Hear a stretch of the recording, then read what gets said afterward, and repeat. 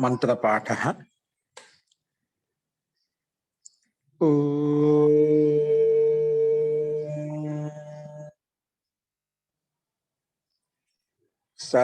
सहनाववतु सहनौ भुनक्तु सह वीर्यं करवावहै तेजस्विनावधीतमस्तु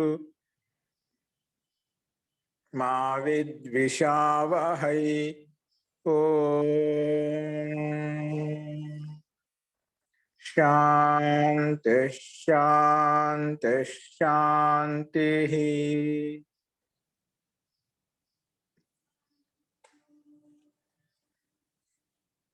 सर्वेभ्यो नमः। अंदरिकी नमस्कारम अंडी।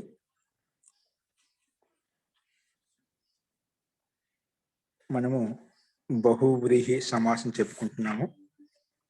ఈ బహువ్రీహి సమాసంలో కూడా సమాసాంత ప్రత్యయాలు అంటే ఉత్తర పదంలో ఎటువంటి మార్పులు జరుగుతాయి అనే విషయాన్ని మనం చూస్తున్నాము। నిన్న మనము అంతిమ ఉదాహరణ ఏం చెప్పుకున్నామంటే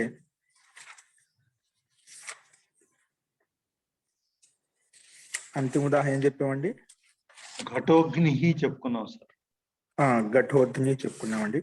అస్తు ఘటోగ్ని కుండోగ్ని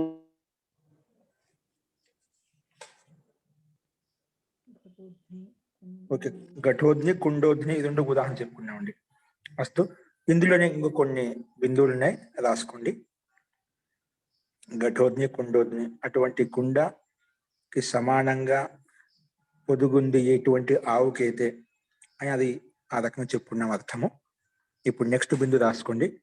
బహువ్రీహి సమాసంలో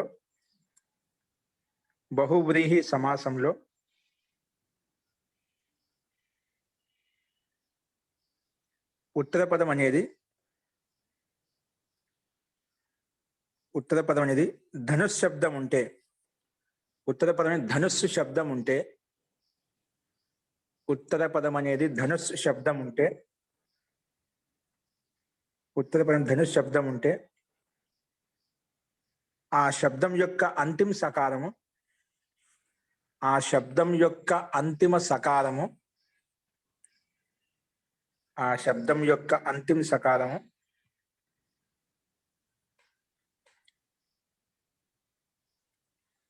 ఆ శబ్దం యొక్క అంతిమ సకారము ఆ శబ్దం యొక్క అంతిమ సకార స్థానం సకారముగా సకార స్థానంలో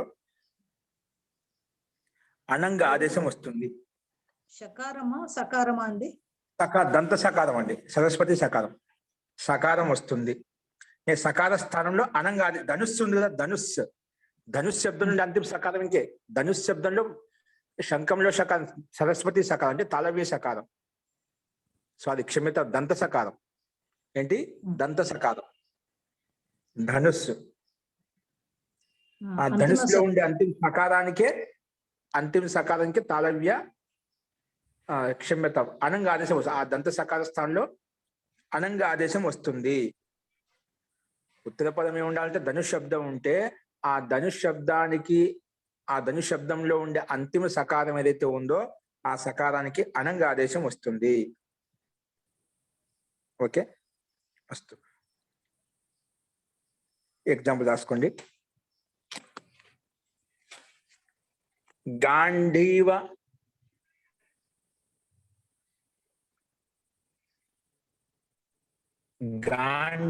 ధను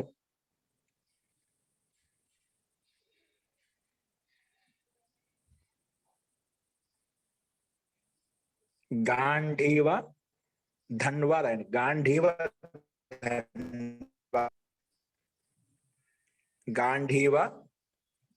ధన్వా దీనికి విగ్రహవాక్యం చూడండి। గాంధీవ ధన్వా గాంధీవ ధన్వా ఇది ఉదాహరణ అండి। దానికి విగ్రహవాక్యం వచ్చేసి రాసుకోండి। గాంధీవం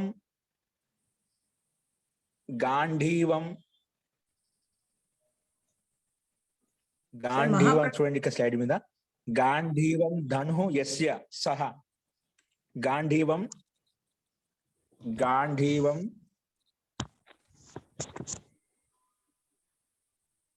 గాంధీవం ధను యస్య సహ. గాంధీవం ధను యస్య సహ.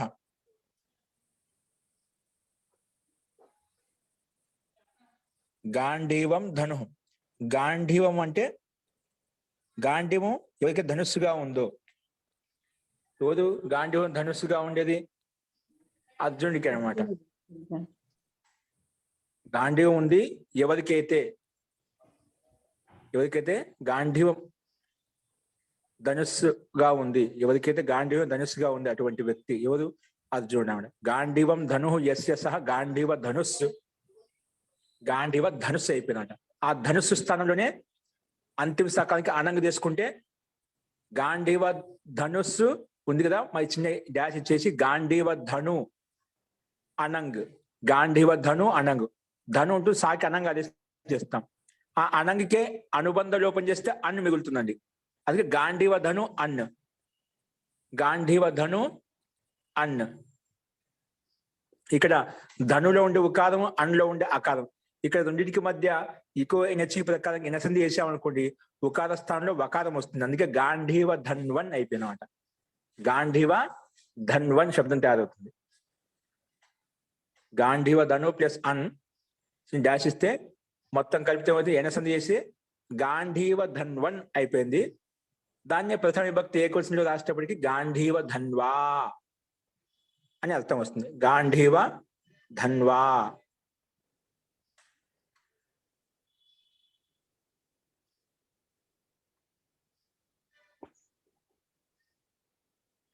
గాంధీవ ధన్వా. ఓకే, అలాగే ఎన్ని రాసుకోవచ్చండి. పుష్ప ధన్వా ఇచ్చది కింద. పుష్ప ధన్వా. పుష్పాని ధనుంసి యస్య. పుష్పాలు ధనుస్కి సమానంగా ఎవరికైతే ఉన్నాయో,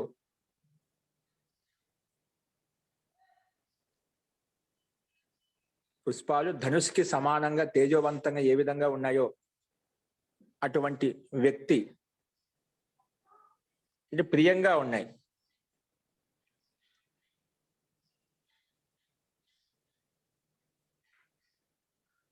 పుష్పాలు ధనుస్సుకి సమానంగా ఉన్నాయి ఎవరికైతే అటువంటి కామదేవుడు అంటే ఇక్కడ.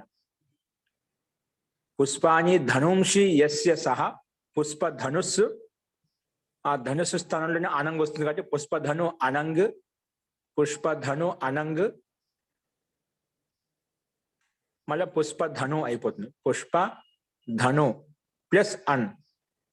పుష్పధను అన్. పుష్పధను ప్లస్ అన్ కలుపుతుంది పుష్పధన్వన్. పుష్పధన్వన్. పుష్పధన్వన్.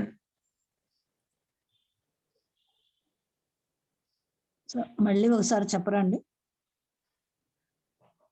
పుష్పాని ధనుంసి యస్య. స్లైడ్ మీద చూడండి ఒకసారి. పుష్పాని ధనుంసి యస్య సహా. సమస్త పుష్ప ధనుస్ అయిపోతుంది కలిపితే మొత్తం. పుష్ప ధనుస్. మన నియమం ప్రకారం అంతిమ ధనుస్సులో ఉండే అంతిమ సకాలానికి అనంగ చేస్తాం. అందుకే పక్కన రాశాం పుష్పధను ప్లస్ అనంగ్. విడిసి రాశాను పుష్పధను ప్లస్ అనంగ్. ఈ అనంగుగా కూడా అనుబంధం లోపం చేస్తే మిగులుతుంది అన్ను మిగులుతుందన్నమాట. అందుకే దానికి డాష్ ఇచ్చి మళ్ళా పుష్పధను ప్లస్ అన్. పుష్పధను ప్లస్ అన్.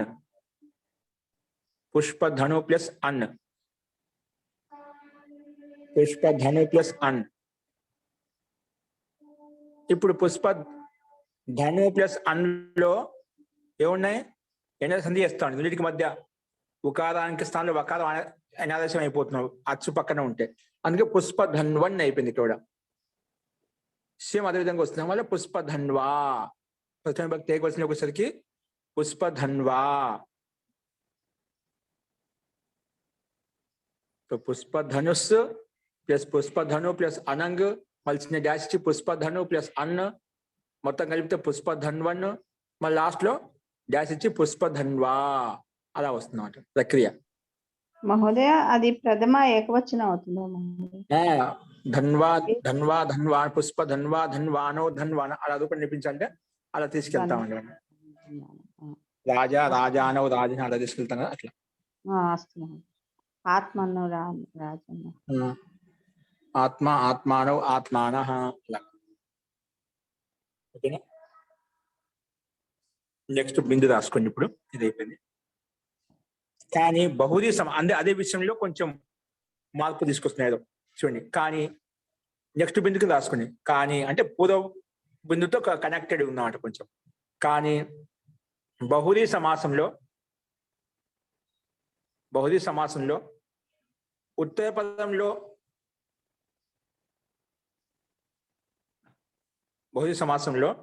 ఉత్తర పదంలో విద్యమానమై ఉపస్థితమైనటువంటి ధనుష్ శబ్దానికి ఉపస్థితమైన ధనుష్ శబ్ద స్థానంలో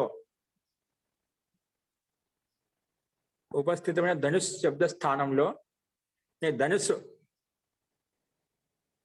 ఒక్క నిమిషం అండి. బహుదీ సమాసం ఉత్తర పదంలో ధనుష్ శబ్దం ఉంటే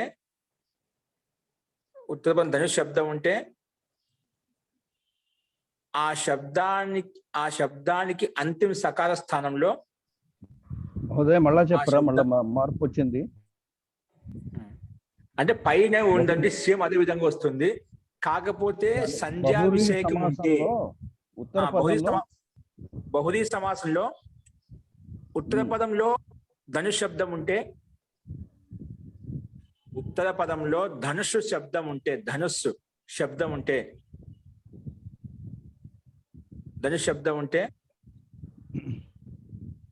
ఆ శబ్దంలో ఉండే అంతిమ సకారానికి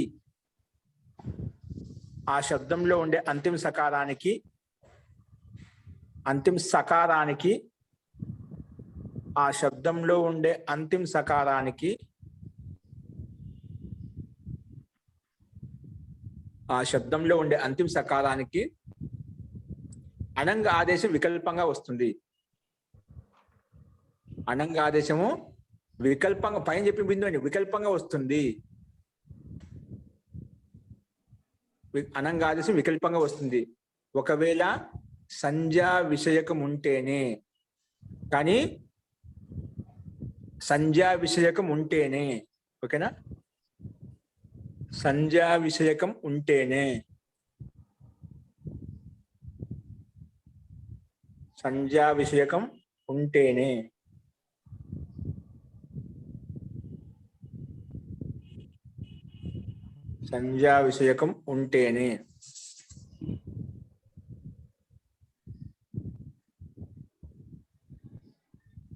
అంటే దానికి దానికి ఏం లేదు. ఒకే సంధ్యా విషయక సందర్భం అనుకోండి, అక్కడ వికల్పంగా చేసుకుంటాం అంతే తేడా. పైన చెప్పిన ఏమో కింద చెప్పిన ఉంది ఒకటే. కాకపోతే అక్కడ ఏదైనా విషయం కావచ్చు. ఇక్కడ ఒక సంధ్యా విషయం నామవాచక విషయం ఉంటేనా అక్కడ మాత్రం వికల్పంగా అనంగా వస్తుందని చెప్పడం కోసం. అందుకే వికల్పం వచ్చి 2 రూపాయలు ఉంటాయి అన్నమాట. అది కింద చూడండి, ఎగ్జాంపుల్ రాసుకోండి. శతధన్వా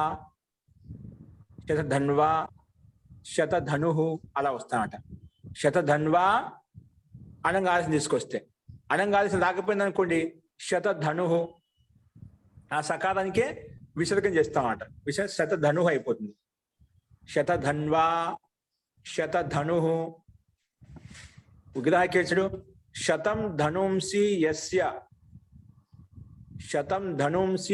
100 ధనుస్సులున్నాయి ఎవరికైతే దాన్ని శతధను అంటాం. శతం ధనుంసి యస్య సహ శతధన్వా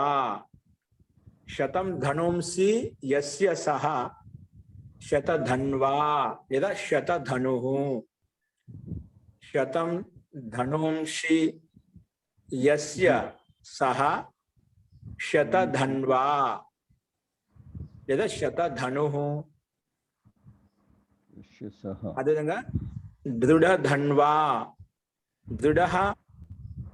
ధనుంసి దృఢం ధనుంసి యస్య సహ దృఢధన్వా దృఢధను అలాగా. దృఢధన్వా దృఢధను అలా 2 రూపాయలు వస్తాయండి. అనంగాదేశం చేస్తే ధన్వా, అనంగాదేశం చేయకుంటే ధను అలా వస్తుంది. నెక్స్ట్ 4వ బిందు. నెక్స్ట్ బిందు రాసుకోండి. ఇది అర్థమైంది అనుకుంటాను. బహువ్రీహి సమాసంలో ఉత్తర పదం అనేది బహువ్రీహి సమాసంలో ఉత్తర పదం అనేది జాయా శబ్దం ఉంటే, ఉత్తర పదం అనేది జాయా శబ్దం ఉంటే ఆ శబ్దంలో ఉండే అంతిమ ఆకార స్థానంలో ఆ శబ్దంలో ఉండే అంతిమ ఆకార స్థానంలో నింగ్ ఆదేశం వస్తుంది. నింగ్ అని పెట్టి బ్రాకెట్ నీ కూడా పెట్టండి. నింగ్ మరొకసారి చెప్తారా? బహువ్రీహి సమాసంలో ఉత్తర పదం అనేది జాయా శబ్దం ఉంటే ఆ శబ్దం యొక్క అంతిమ ఆకారానికి జాయ శబ్దం ఉంటే ఆ శబ్దం అంటే ఆ జాయ శబ్దం యొక్క అంతిమ ఆకారానికి నింగ్ ఆదేశం వస్తుంది. ఆ శబ్దం యొక్క అంతిమ ఆకార స్థానంలో నింగ్ ఆదేశం వస్తుంది. నింగ్ ఆదేశం వస్తుంది. నింగ్ ఆదేశం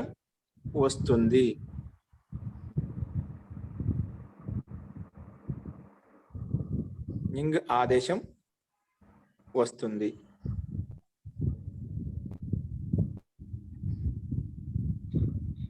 ఓకేనా? నింగ్కి నీ మిగులుతుందండి. నింగులో గకాలం వెళ్ళి 12 లోపల చేస్తే నీ మిగులుతుంది. అందుకే బ్రాకెట్లో నీ ఇచ్చాయన్నమాట. ఓకే, దానికి ఎగ్జాంపుల్ చేసుకోండి. యువజానిహి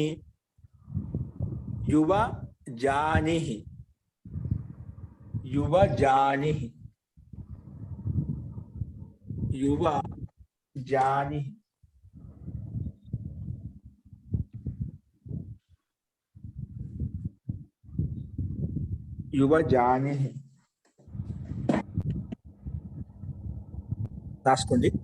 యువతి జాయా యస్య సహ యువతి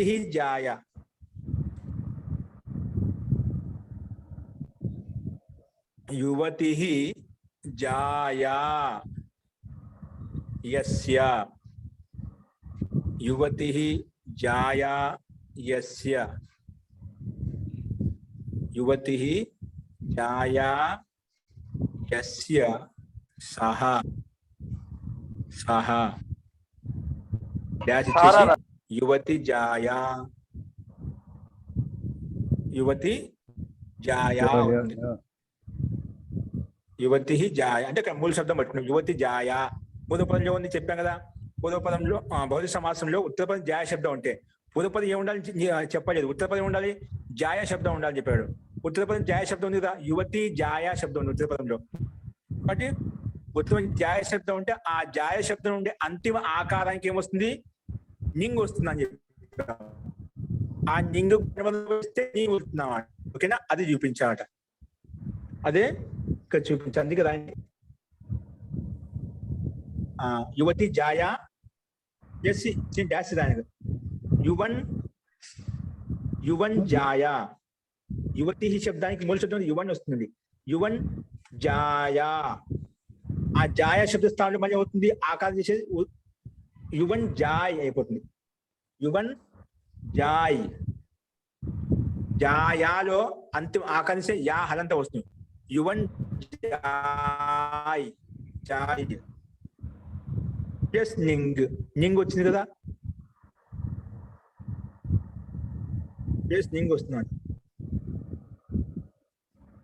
ఇప్పుడు యువన్ జాయ్ ప్లస్ ని ఇది కొట్టి పెడుతున్నా. యువన్ జాయ్ నింగ్ కూడా జాయ్ జాయ్ ప్లస్ ని కలిపితే ఏమవుతుంది? ఈ జాయ శబ్దస్థానం వస్తుంది, జాని వస్తుందండి. ఈ జాయా శబ్దస్థానంలో ఏమొస్తుంది?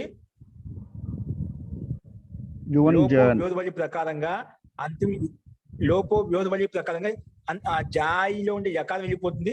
నీ శబ్దం కలిపితే యువ జాని అయిపోతుంది. యువన్ జాయ్ ని ఈజ్ ఈక్వల్ టు యువంజాని, దాన్నే యువజాని అని రాస్తాం.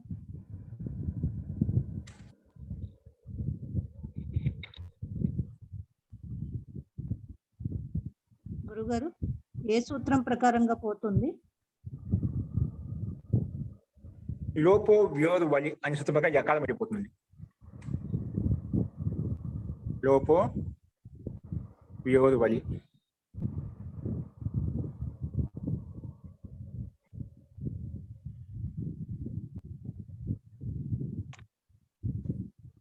ఓకే, నెక్స్ట్ రాసుకోండి.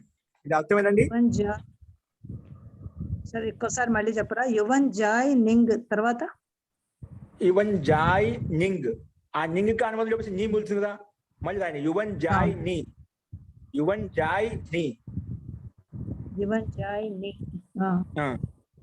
యువన్ జాయ్ ని. ఇప్పుడు జాయ్ స్థానంలో జాయ్ ని అని చెప్పి కదా, ఇప్పుడు జాయిలో ఉండే యకారం లోపో వ్యోధ వలి ప్రకారంగా లోపం చేస్తాం. లోపం చేస్తే జా మిగులుతుంది, పక్కన నీ ఉంది కలుపుతాం, యువ జాని అయిపోతుంది డైరెక్ట్ గా. యువన్ జాయ్ ని ఈజ్ ఈక్వల్ టు యువ జాని అని డైరెక్ట్ రాసేయండి. యువన్ లో నకారం ఎట్లా లోపం అయిందండి? ఏంటండి? యువన్ టీ భాగం లోపం అయిపోతుంది, అన్ని భాగానికి టీ భాగం లోపం అయిపోతుంది. టీ భాగం లోపం అయితే వకారంలో కూడా మరి ఆ పోయి యువ్ జాని అయింది కదా. ఎక్కడండి? టీ భాగము అని అంటే అన్న లోపం అవుతుంది కదా.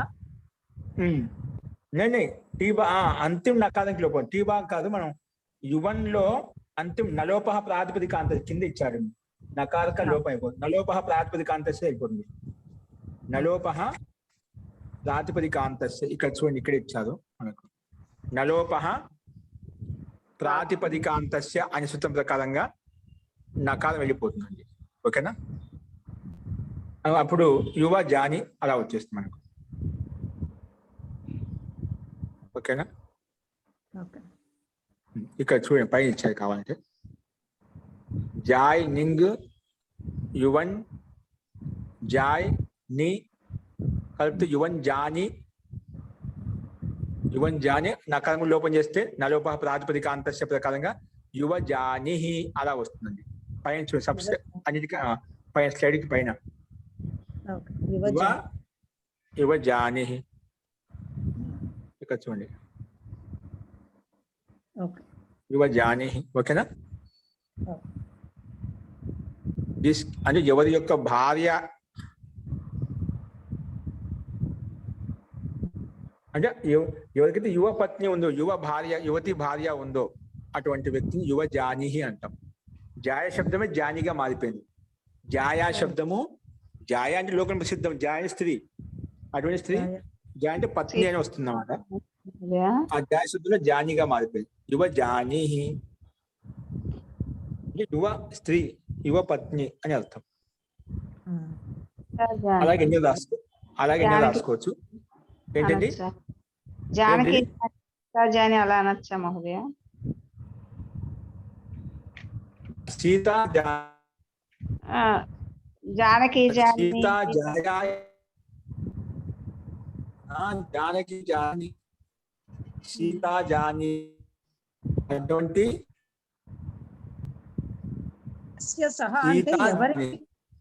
ఎవరికి యువ భార్య ఉన్నదో అతను అని కదా. అటువంటి అన్య పదం ప్రాధాన్యం తీసుకోవాలి.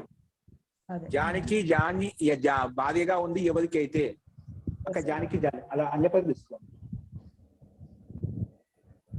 అస్తు.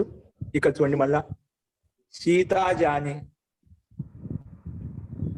వృద్ధ జాని, విని శబ్దాలు ఇచ్చారు. వృద్ధ జాయా యస్య, వృద్ధ పత్ని ఉంది ఎవరికైతే, ఇక్కడ అదృశ్యం అది వస్తుంది. వృద్ధ ఛాయ, జయస్థానంలో నింగ్ వస్తుంది, అప్పుడు వృద్ధ జాని అయిపోతుంది అన్నమాట. మొత్తము పార్వతీ జాని అని కూడా చెప్పొచ్చా సార్?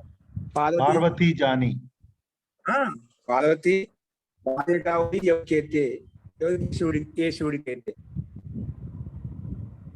సీతా జాని, పార్వతీ జాని, లక్ష్మి జాని, లక్ష్మి ఎవరికైతే పత్నిగా ఉందో జాయ శబ్దం ఇదిగా మారిపోయింది మేడం. ఓకేనా? భూజాని అలా ఎన్ని రాసుకోవచ్చండి. పృథివీకి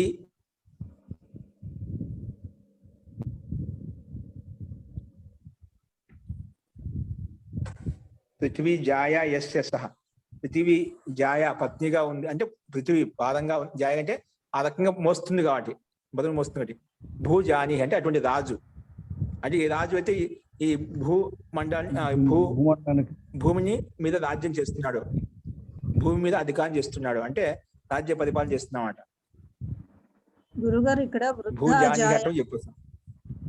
వృద్ధా జాయ యస్య వృద్ధా సహ. జాయ యస్య సహ, వృద్ధా వృద్ధా జాయ. జాయ యస్య సహ. అప్పుడు ఏమైందంటే వృద్ధ జాయ అవుతుందా? ఆ? వృద్ధన్న వృద్ధ ఉంటుంది, వృద్ధా జాయ అవుతుంది. అవును, దాని తర్వాత మీ వాయిస్ వృద్ధ మళ్ళీ దానికి ఆ నింగి తెచ్చుకుంటాం ఉంది, నింగి తెచ్చుకుంటాం. ప్లస్ దానికంటే ముందు ఆ జాయా స్థానంలో దీర్ఘ ఆకారం చేసేయండి నియమ ప్రకారంగా.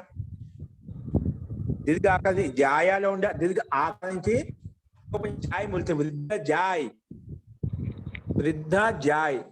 ఆ నింగిగా నీ కలుపుకుంటే వృద్ధ జాయ్ నీ. వృద్ధాలో ఏంటి? దీర్ఘం ఎట్లా లోపమైంది అని అడుగుతుంది. వృద్ధాలో దీర్ఘం దానికి హ్రస్వం అవుతుందండి. ఏమవుతుంది? హ్రస్వం. హ్రస్వం ఎలా హ్రస్వం అవుతుంది? అవుతుందండి.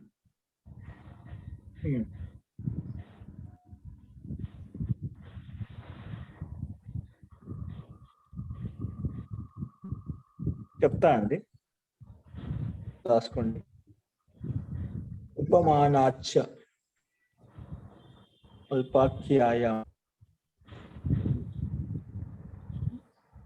వృద్ధా జాయా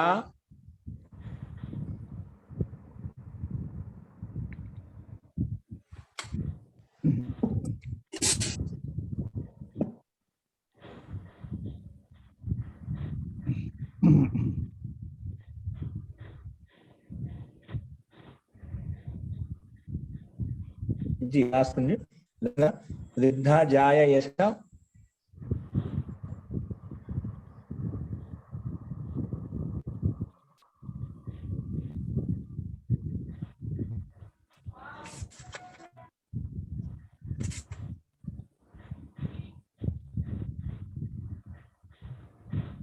ఇది స్త్రియాః పుంవద్ భాసిత పుంస్కాదనం సమానాధికరణ్య స్థానిన్యపి యామపూర్ణి ప్రియాదిశని సూత్రం ప్రకారం ఉంది. అష్టాధ్యాయులు 6:3. ఇది యువతి శబ్దానికి యువన్ పుంవద్భావం అవుతుందన్నమాట. యువతి స్త్రీలింగ శబ్దానికి యువన్ వస్తుంది, వృద్ధాస్థానం ఆదేశం చేస్తున్నాం. ఓకేనా? 6:3 అండి. అంటే వృద్ధ పుంవద్భావం అంటే చేస్తుంది, వృద్ధాస్థానంలో వృద్ధ కూడా ఆదేశం చేస్తున్నాం. యువన్ శబ్దం లాగా వృద్ధాస్థానంలో వృద్ధ ఆదేశం అంటే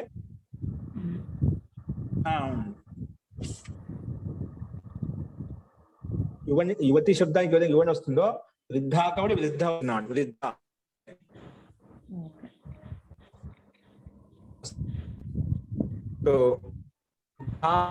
జాయ జాయ మళ్ళీ వృద్ధాస్థానంలో ప్రకారంగా వృద్ధ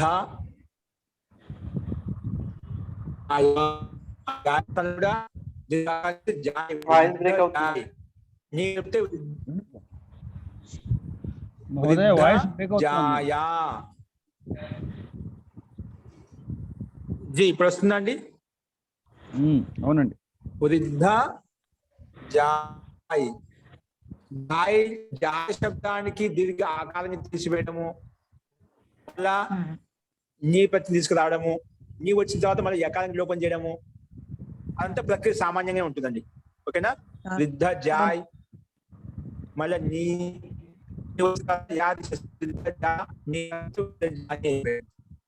ఓకే. ఓకేనా? ఓకే.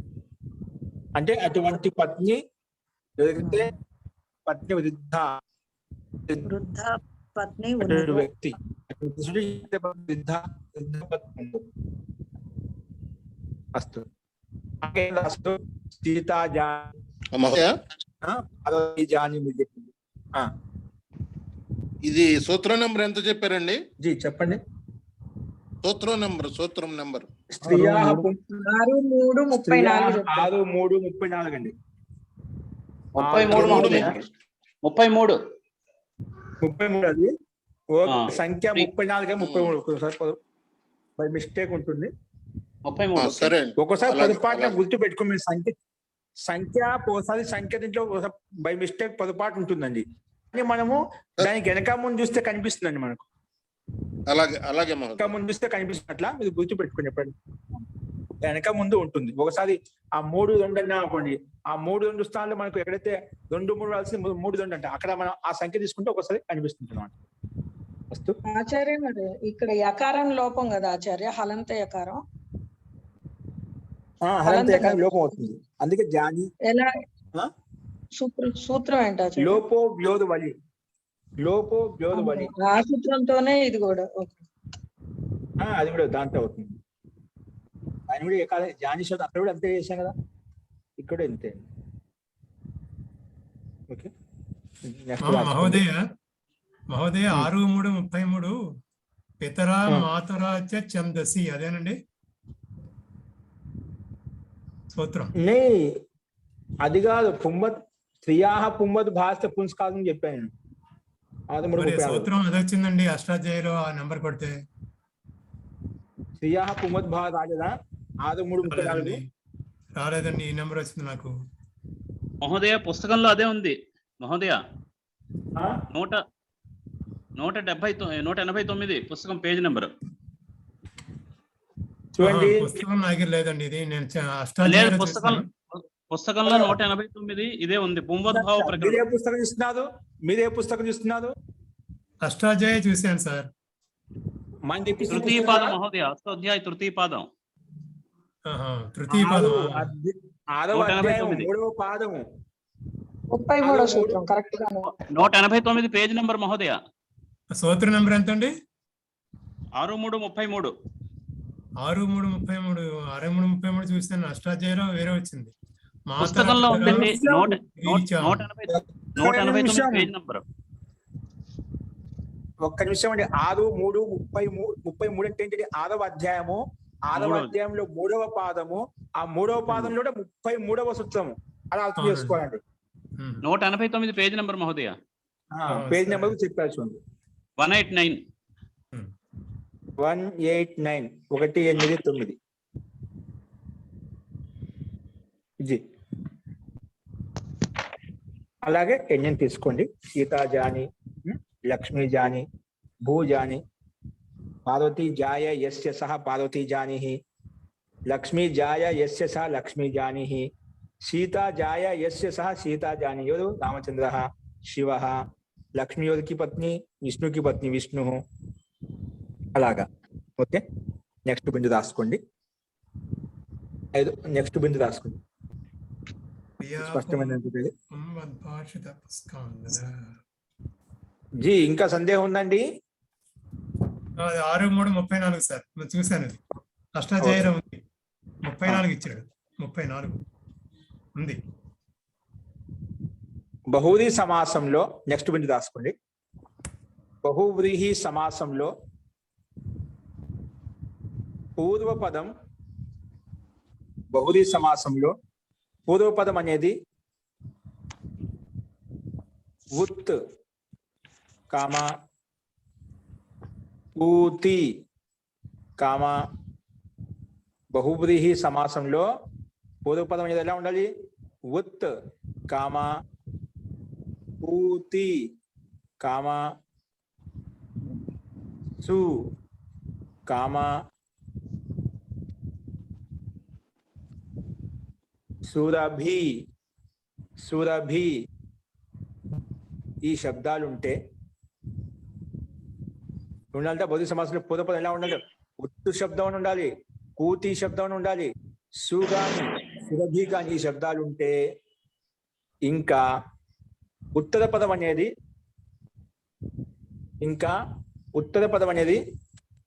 గంధ శబ్దం ఉంటే, ఇంకా ఉత్తర పదంలో గంధ శబ్దం ఉంటుంది అని, ఇంకా ఉత్తర పదంలో గంధ శబ్దం ఉంటే, ఉత్తర పదంలో గంధ శబ్దం ఉంటే ఆ శబ్దం యొక్క అంతిమ అకార స్థానంలో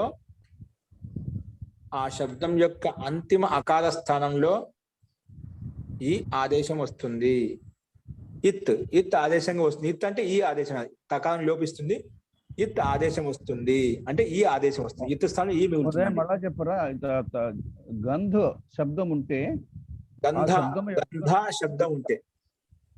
శబ్దం ఉంటే ఆ శబ్దం యొక్క అంతిమ ఆ శబ్దం యొక్క అంతిమ ఆకారానికి, ఆ గంధ శబ్దంలో ఉండే అంతిమ ఆకారం ఉంది, ఆ గంధ శబ్దం యొక్క అంతిమ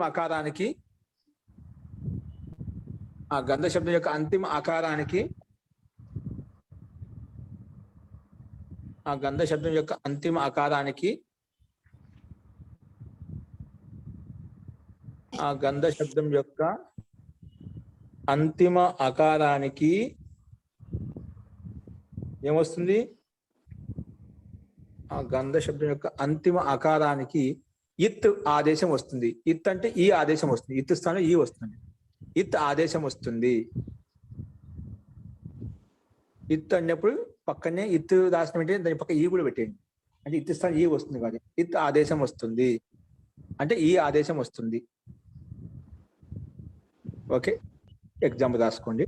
పూర్వపదంలో ఉత్తు, పూతి, సురభి ఉండే శబ్దాలు ఎట్లా ఉంటాయో చూద్దాం. ఉత్తర పదంలో ఖచ్చితంగా గంధ శబ్దం ఉండాలంట. ఆ గంధ శబ్దంలో ఉండే అంతిమ ఆకారానికి ఇది ఈ చేస్తుంది. అందుకే ఉదాహరణ ఏ విధంగా ఉంటుంది చూడండి. ఉద్గంధి, ఇచ్చారు చూడండి. ఉద్గంధి ఇది ఉదాహరణ అండి. ఉద్గంధి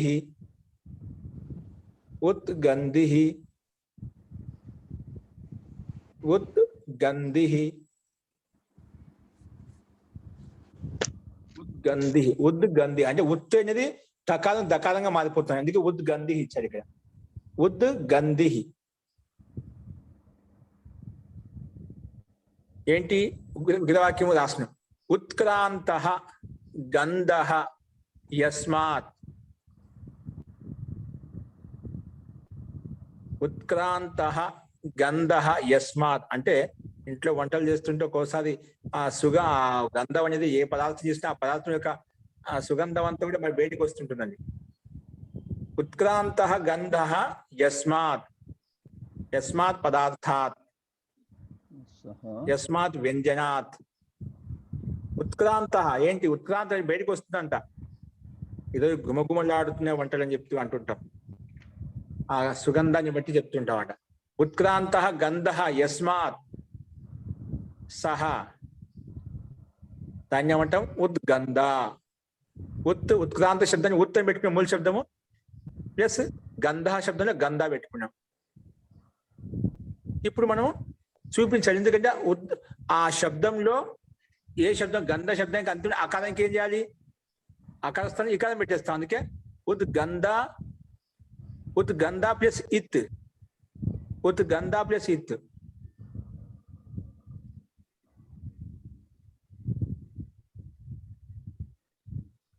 ఎందుకంటే అకార స్థానం వచ్చిందండి. ఉద్గంధ ప్లస్ ఈ, ఉద్గంధ ప్లస్ ఇత్ అన్నాం కదా. ఇత్ కాదు, ఇత్ అనేది ఎట్లా వస్తుంది? అంతిమ అకార స్థానం వస్తుంది డైరెక్ట్ గా. అందుకే ఉద్గంధ దా హరంత వస్తుంది, ఈ వస్తున్నాడు. ఉద్గంధ ఈ అని పెట్టేసింది, ఇత్ పెట్టేసింది. ఉద్గంధ ఇత్, ఉద్గంధ హిత్, దాహలంతం. దాహలంతం కానీ పక్కన ఈ కలిపితే ఉద్గంధి అయిపోతుంది. ఉద్గంధి.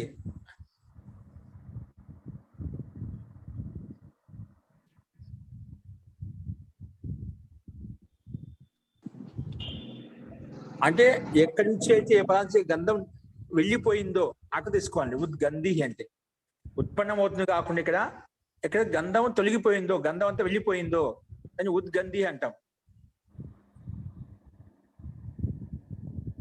అంటే అటువంటి వ్యంజనము పదార్థం తయారు చేశాము, ఆ పదార్థం చేసిన తర్వాత అది ఎప్పుడు అలాగే ఉండదు కదా, ఆ గంధం తదుపరి శాంతం అవుతుంది అన్నమాట. అందుకే ఉద్గంధి. అటువంటి పదార్థం ఏదైనా చేసామో చేసినప్పుడు బాగానే మంచి సుగంధంగా ఉంటుంది అన్నమాట. తర్వాత అది కొంచెం కాసేపు తర్వాత మళ్ళీ సామాన్యం అవుతుంది. దాన్ని ఉద్గంధి అంటాం. ఓకే, సుగంధి. అలాగే పూతగంధి. పూతగంధి పూతి గంధ యస్య. ఎందుకైతే కొన్ని పోడా పుంసి అని కొన్ని ఉంటాయి కదా, రణాలు దెబ్బ తగిలినటువంటి పోడా రూపంలో పుంసి రూపంలో మనం బయటకు వస్తున్నాం. అక్కడి నుంచి దుర్గంధం అంటే వెళ్ళిపోయింది, దాని దుర్గంధి, దాన్ని పూతగంధి అంటాం. పూతి గంధి. పూతి గంధ యస్య సహ. పూతి గంధి ఇది డైరెక్ట్ గా పైన చెప్పిన విధంగా వస్తుందండి. గంధ స్థానంలో అంతిమ అకార స్థానంలోనే ఈ ఇత్తు పెట్టేస్తాము. అది ఇత్తు అనుబంధం చూపేసి ఈ మిలుతుంది కాబట్టి అది ధార కలిపేస్తే గంధి అయిపోతుంది. ఓకేనా? సో మనం గమనించాల్సింది పూర్వపదంలో ఉత్తు శబ్దం ఉండాలి, లేదా పూతి శబ్దం ఉండాలి, లేదా సు శబ్దం ఉండాలి, లేదా సురభి శబ్దం ఉండాలి. ఉత్తర పదంలో మాకు గంధ శబ్దం ఖచ్చితంగా ఉండాలి. ఆ గంధ శబ్దానికే ఈ తీసుకొస్తాం. అంతిమ ఆకాశం ఈ తీసుకుంటే గంధి అయిపోతుంది అన్నమాట. ఓకే, అందుకే మాటిమాటికి రాసుకోకుండా ఒకటి రాసుకుని దాన్ని బట్టి మిగతా రాసేసుకో. పూతి గంధి. పూతి గంధ యస్య సహ పూతి గంధి అని రాసేయండి. పూతి గంధి. అలాగే సుగంధి. శోభన గంధ యస్య సహ సుగంధ. శోభన గంధ యస్య సహ ఉత్తమైన గంధం యస్య సహ సుగంధ. ఉత్తమ సుగంధమైనటువంటి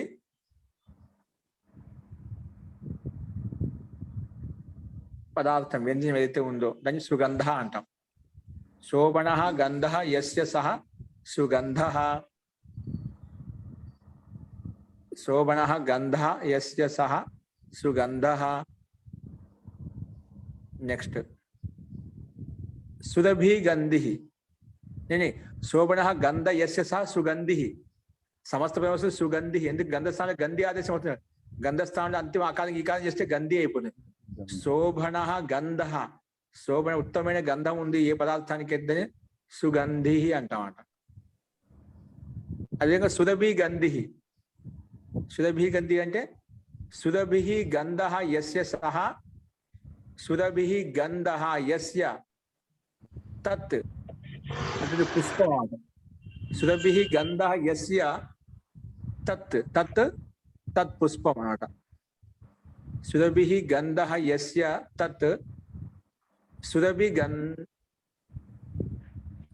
గంధి అవుతుంది. సురభి గంధి అంటే మనోహరమైన గంధం కలిగినటువంటి పుష్పము అని అర్థం. సుగంధి పుష్పం. సుగంధి పుష్పం. సుగంధి పైన చెప్పిన హలువా. సురభి సుగంధి కాదు, సురభి చెప్పింది. సురభి శబ్దం. సురభి గంధి. సురభి అంటే మనోహరమైనటువంటి గంధము కలిగినటువంటి పుష్పం అని అర్థం. సురభి గంధి. ఓకే, అంటే ముందు సురభి పూర్వపదంలో ఉత్తు పూర్తి సురభి ఈ శబ్దాలు ఉన్నప్పుడు మాత్రమే ఉత్తరపదం గంధ శబ్దం ఉంటుంది. ఖచ్చితంగా చూడండి మీరు ఎప్పుడైనా కానీ గంధ శబ్దం ఉందంటే ఖచ్చితంగా పూర్వపదం పూర్వ ఉత్తు పూర్తి సురభి శబ్దాలు ఉంటాయన్నమాట. అప్పుడు ఆ గంధ శబ్ద స్థానంలో అంతిమ ఆకారానికి ఈ కాలం పెట్టేస్తే గంధి శబ్దం అయిపోయింది. ఓకే, నెక్స్ట్ బిందు రాసుకోండి. బహువ్రీహి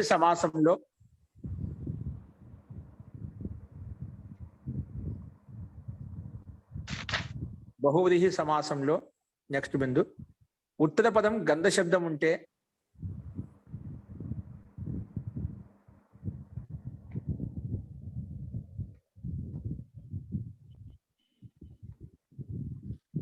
బహువ్రీహి సమాసంలో ఉత్తర పదం అంటే గంధ శబ్దం ఉంటే ఆ శబ్దం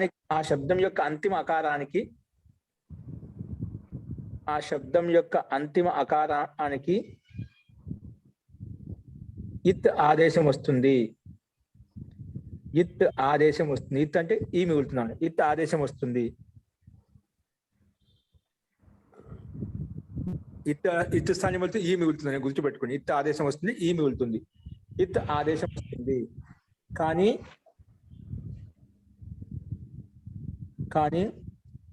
పూర్వపదంలో ఉన్నటువంటి పదార్థానికి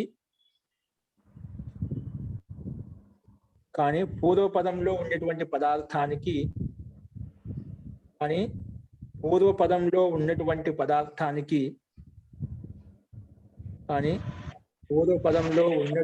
పదార్థానికి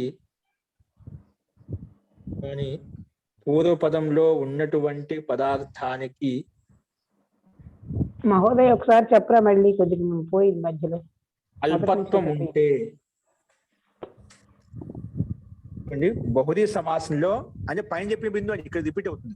బహుదీ సమాసంలో ఉత్తర పదం గంధ శబ్దం ఉంటే ఆ గంధ శబ్దం యొక్క అంతిమ ఆకారానికి ఇత్ ఆదేశం వస్తుంది. ఇత్ వస్తుంది. ఇత్ ఆదేశం వస్తుంది అంటే ఇత్ స్థానంలో అనుబంధ లోపం వేస్తే ఈ మిగులుతుంది. కానీ పూర్వపదంలో ఇత్ ఉన్నటువంటి ఆదేశం వస్తుంది. ఇత్ పక్కన అంటే ఈ పెట్టేసి సరిపోతుంది, తెలిసిపోతుంది. ఇత్ బ్రాకెట్ ఈ ఇత్ ఆదేశం వస్తుంది. కానీ పూర్వపదం అనేది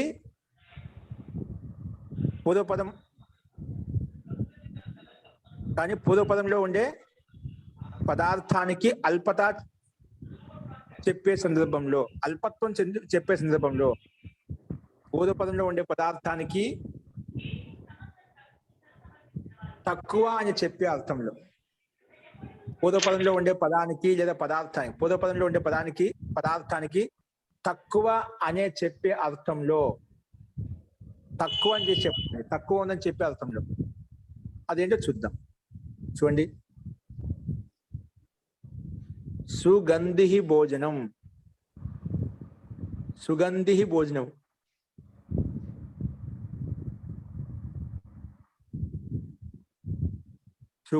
భోజనం దీనికి విగ్రహ వాక్యం వస్తుంది. అక్కడ సుగంధి చెప్పాం, ఇక ఉద్గంధి చెప్పాం. సుగంధి చెప్పాం. సుగంధి పాయసం అని చెప్పుకున్నాడు. ఇక సుగంధి భోజనం. సుపహ అల్ప సుగంధి భోజనం. యస్మిన్ సూప ఒక క్షమ్యత వంటిది. అది సుగంధి, సూపగంధి. క్షమ్యత అని తప్పు చెప్పాను. ఇది ఏంటబ్బా సూపగంధి. ఓకేనా? సమానంగా ఉన్నాయి. ఎంత బాగా చూస్తూ ఉన్నాను. సూపం అంటే దాల్ అంటే పప్పు. సూపగంధి భోజనం.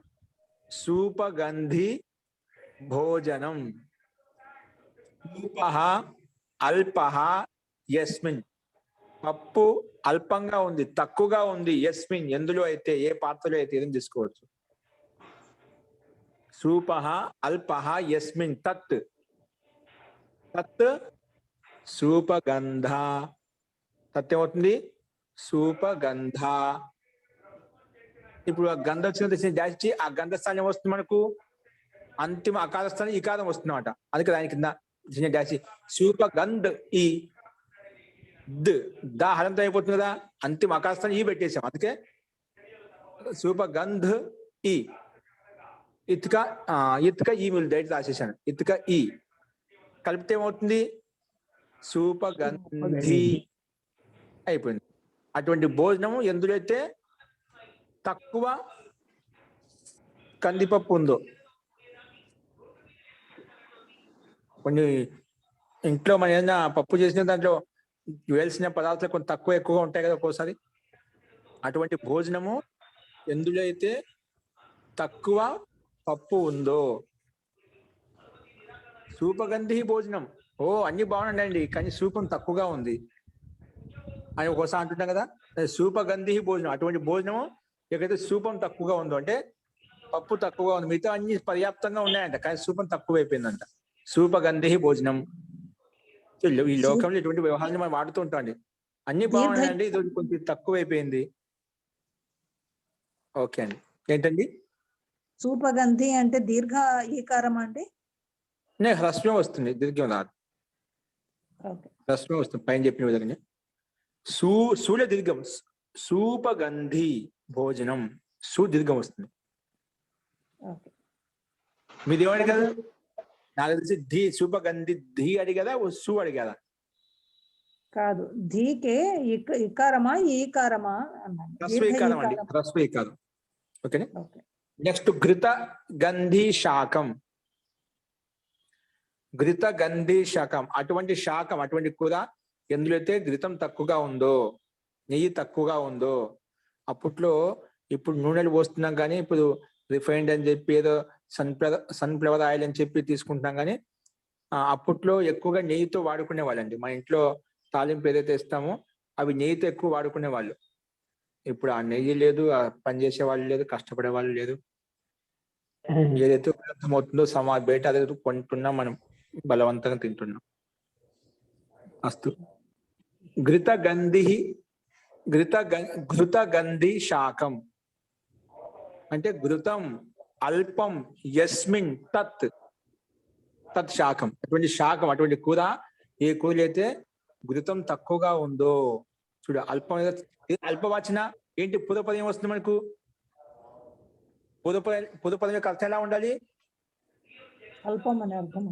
అల్పార్థంలో ఉంది కదా, తక్కువ అనే అర్థం వచ్చింది కదా. అందుకే ఇక్కడ ఉత్తరపదం శబ్దం, ఉత్తరపదం ఉండాలి. ఉత్తరపదం ఖచ్చితంగా గద్ద శబ్దం ఉండాలి. కానీ పూర్వపదంలో ఉండే పదార్థం యొక్క అర్థం అల్పత్వం చూపిస్తుంది. అల్పత్వం ఉంటే గిన అల్పత్వం చూపిస్తుంది. ఓకేనా. అందుకే ఘృత గంధి శాకం అని అంటాం. ఘృతం అల్పం యస్మిన్ తత్ ఘృత గంధ. పైన గంధ స్థానంలో అంతిమ స్థానం ఈ వస్తుంది, మనకు కలిపితే ఘృత గంధి అయిపోతుంది, అంతేం లేదు. ఓకే, ఇది అండి, అర్థం చేసుకోండి. సో ఈ రకంగా మనం చూసాము.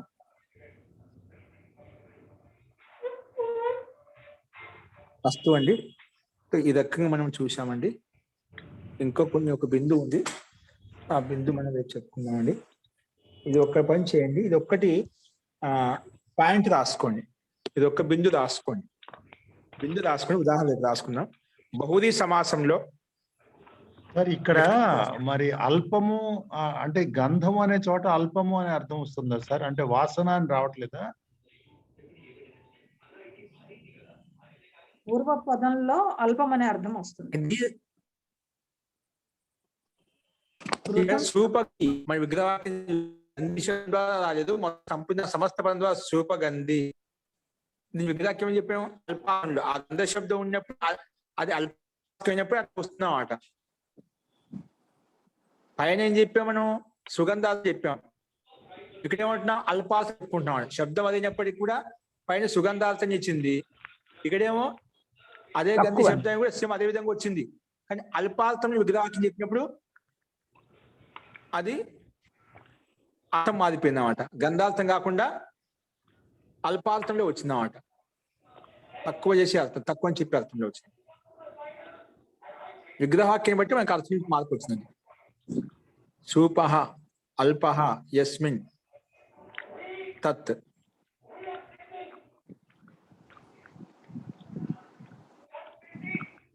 ఓకేనా. నెక్స్ట్ బహువ్రీహి సమాసంలో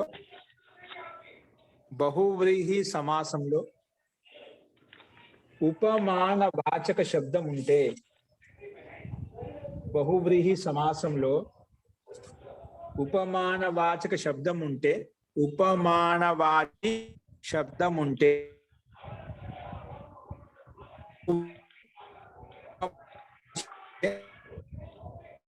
వాయిస్ బ్రేక్ అవుతుంది. బహువ్రీహి సమాసంలో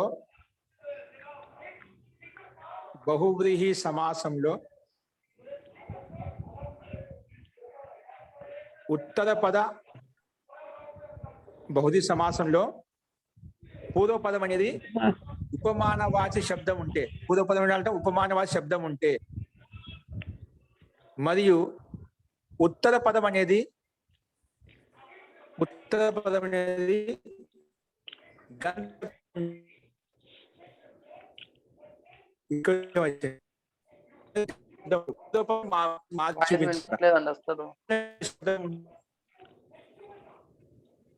ఇప్పుడు అండి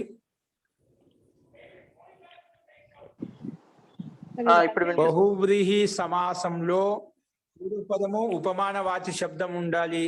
ఉపమాన శబ్దం ఉంటే, మరియు ఉత్తర పదం అనేది గంధ శబ్దం ఉంటే, ఉత్తర పదం అనేది గంధ శబ్దం ఉంటే ఆ గంధ శబ్దం యొక్క అంతిమ అకార స్థానంలో కూడా ఇకార ఆదేశం వస్తుంది, అంటే ఇత్ ఆదేశం వస్తుంది. ఉత్తర పదంలో గంధ శబ్దం ఉంటే ఆ గంధ శబ్దం యొక్క అంతిమ అకార స్థానంలో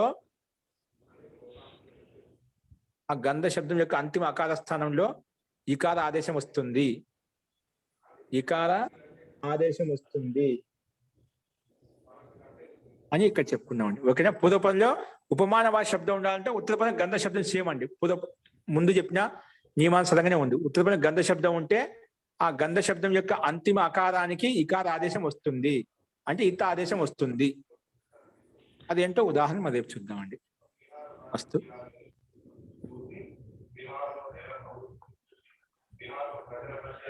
మంత్రపాఠः. ఓం సర్వే భవంతు సుఖినః, సర్వే సంతు నిరామయాః, సర్వే భద్రాణి పశ్యంతు, మా కశ్చిత్ దుఃఖభాగ్ భవేత్. ఓం శాంతి శాంతి శాంతిః. సర్వేభ్యో నమః. అందరికీ నమస్కారం అండి.